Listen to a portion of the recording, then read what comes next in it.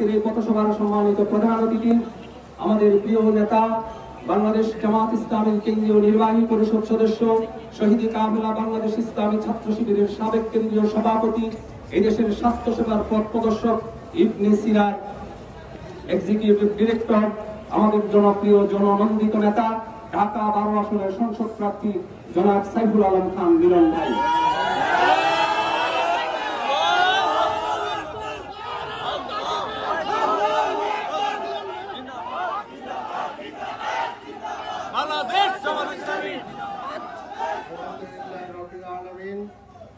আসসালাতু ওয়াসসালামু আলা রাসূলিল কারীম ওয়া আলা আলিহি ওয়া সাহবিহি আজমাইন। সম্মানিত উপস্থিতি, আসসালামু আলাইকুম ওয়া রাহমাতুল্লাহ। আমরা এসেছিলাম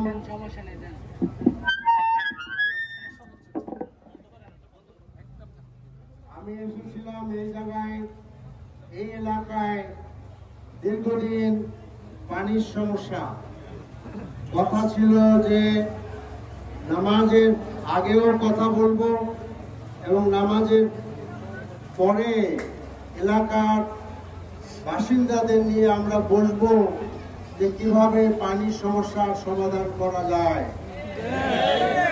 কিন্তু যেভাবেই হোক না কেন, আমাদের আর্মিদের প্রতি আমাদের শ্রদ্ধা আছে। আর্মিরা আমাদের জাতীয় গৌরব, জাতীয় সম্পদ, কিন্তু এটাও ঠিক যে আর্মিদেরকে জনগণের সাথে মিলেমিশে থাকতে হবে।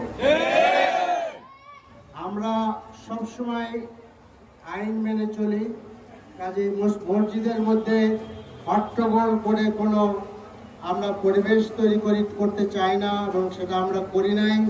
জোর করে কথা বলার সুযোগ আমরা নিতে চাই না, ইচ্ছা করলে আমরা নিতে পারতাম।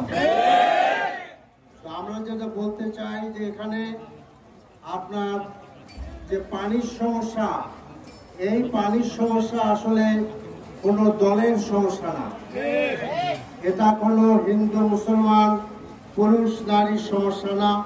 এটা এই যে এলাকার পানির সমস্যা, সে এলাকার সকল মানুষের সমস্যা।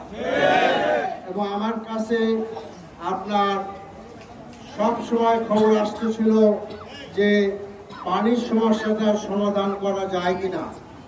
আমি ইতিমধ্যে ওয়াসার ঊর্ধ্বতন কর্তৃপক্ষের সাথে কথা বলেছিলাম এবং জানার চেষ্টা করেছি যে কিভাবে পানির সমস্যার সমাধান করা যায়। আজকে আমাকে আগে বলা হয়েছিল যে 3টি জায়গা এখানে আছে। একটা হলো সিটি কর্পোরেশনের জায়গা, আর একটা রেলওয়ের জায়গা, আর একটা সিভিল এভিয়েশনের জায়গা।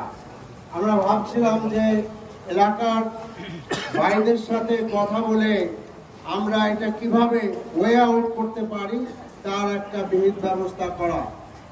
তো আজকের এই পরিস্থিতির কারণে আমরা এই পদক্ষেপ থেকে পিছিয়ে যাব না ইনশাআল্লাহ। আমরা ইনশাআল্লাহ আর একদিন আসবো, আমাদের এলাকার ভাইদের সাথে আমরা বসবো। এটা কোনো রাজনৈতিক ইস্যু না, এটা সমাজের মানুষের প্রয়োজন। কাজে সেই প্রয়োজন পূরণ করার জন্য আমরা চেষ্টা চালাবো। সংগ্রামী ভাই ও বন্ধুরা, আজকে আমাদের স্বাধীনতার 52-53 বছর চলে গিয়েছে, কিন্তু মানুষের জীবনে, সামাজিক জীবনে, আপনার রাষ্ট্রীয় জীবনে আমাদের সমস্যাগুলা খালি মাউন্টেনিং হচ্ছে, বেড়েই যাচ্ছে। অনেক সমস্যার মধ্যে মোটা দাগে কতগুলো সমস্যা আজকে দেশ ও মানুষের জন্য বড় পীড়াদায়ক হয়ে দাঁড়িয়েছে। এর মধ্যে একটা হলো ঘুষ। এমন কোন প্রতিষ্ঠান নাই যে প্রতিষ্ঠানে ঘুষ ছাড়া কোনো কাজ হয়। কাজেই মানুষের জীবন আজকে দুর্বিষহ হয়ে গিয়েছে। নিজের ট্যাক্স অর্থাৎ আয়কর জমা দিতে হলেও ট্যাক্স ঘুষ দেওয়া লাগে। কাজেই এই সমস্যার সমাধান হওয়া প্রয়োজন। আর একটা হলো দুর্নীতি। সেই দুর্নীতি কি আপনার আমার ওয়াইফ কালকে বলতেছিল খাওয়ার টেবিলে যে আমাদের মহল্লায় একজন মহিলা পিঠা বিক্রি করে, পিঠা পিঠা পিঠা বিক্রি করে না, তার কাছ থেকেও চাঁদা নেওয়া হয়। তো আমাদের কারণ বাজারে, মহাকালী বাস স্ট্যান্ড, বিভিন্ন জায়গায় দখল করা, চাঁদাবাজি করা, এটা একটা রাজনৈতিক কর্মকাণ্ডে পরিণত হয়েছে। কাজে এখন সময় এসেছে এই পচা, দুর্গন্ধময়, জাতির জন্য অকল্যাণকর, মানুষের জন্য ক্ষতিকারক এই রাজনীতি থেকে দেশের মানুষকে মুক্তি দিতে হবে। মানুষ আজকে অতিষ্ঠ, তারা মুক্তি চায়।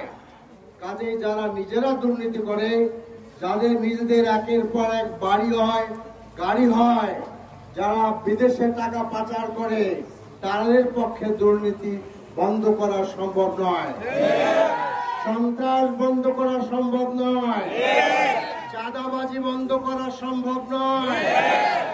আমরা বলতে চাচ্ছি যে জামাত ইসলামী, আল্লাহ তাআলা যদি আমাদেরকে সুযোগ দেন, দেশের মানুষ যদি আমাদেরকে পছন্দ করে, তাহলে অবশ্যই আমরা এই সমস্ত আপনার বিষয় অ্যাড্রেস করব।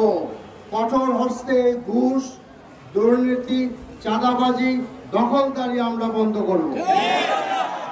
আমাদের আমির বলেছেন যে আমরা এই ব্যাপারে জিরো টলারেন্স থাকবো। আমরা দেশের সকল আপনার স্টেক হোল্ডারকে দাবি, এই আহ্বান জানাতে চাই যে আসুন, এসব কিছুর থেকে আপনারা বেরিয়ে আসুন।